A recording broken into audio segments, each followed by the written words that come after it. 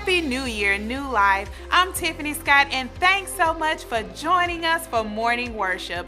Let's take a brief moment to find out what's happening around New Life. Our pastor has called New Life on a corporate fast. Starting Monday, January the 6th through the 10th, we are fasting and praying to recognize our time of visitation from the Lord and to embrace it.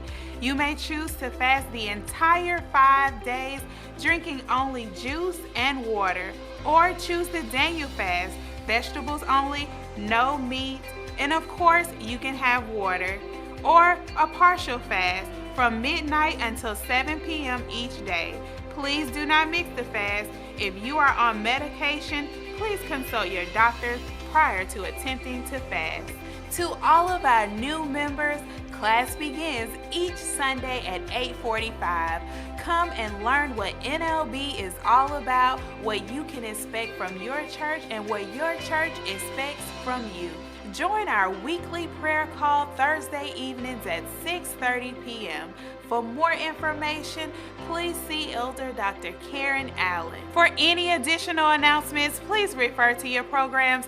And now let's take this opportunity to hear from our senior pastor, Dr. Terry Ellison. Good morning, New Life. Happy New Year. I am excited, but I'm also overjoyed because I know that this is the year that we see great and greater manifestation to the extreme of God's promises. So the thing and the power of this whole thing is that we believe what God tells us to believe. And if God has said that he's going to do extreme manifestations, I'm going to believe it. I'm going to move. I'm going to work my faith with it, because faith without works is dead. Anything I encounter this year, I am confronting it, because if it doesn't say what God says about it, I'm confronting it, because God has made us extreme promises this year. So I want you to be excited as well. Now let's talk about the fast. We're fasting from the 6th to the 10th. It's so important we do this. In other words, we need to really have the heart for what God's going to do. A lot of times God has done a thing and we don't even realize what he's done or know how to embrace what he's doing.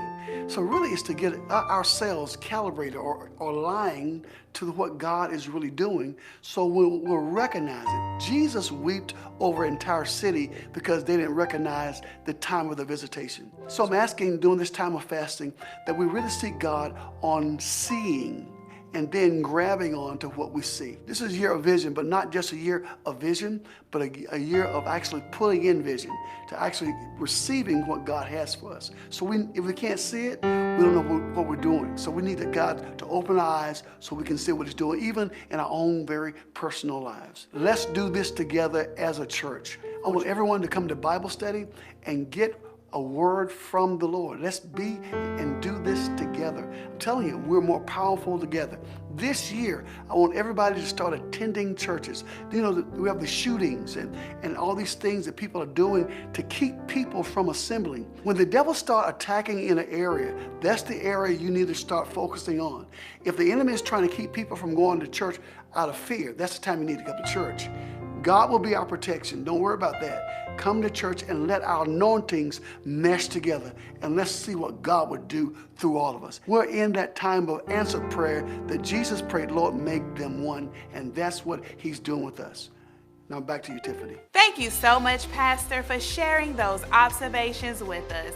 And as always, let's continue to keep everyone on the prayer list in our prayers. Thank you so much, New Life, for being attentive to today's announcements. And now, here's a scripture to reflect on this week from Colossians 3, verses 1 and 2. So if you're serious about living this new resurrection life with Christ, act like it.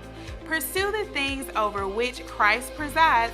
Don't shuffle along, eyes to the ground, absorbed with the things right in front of you. Look up and be alert to what is going on around Christ.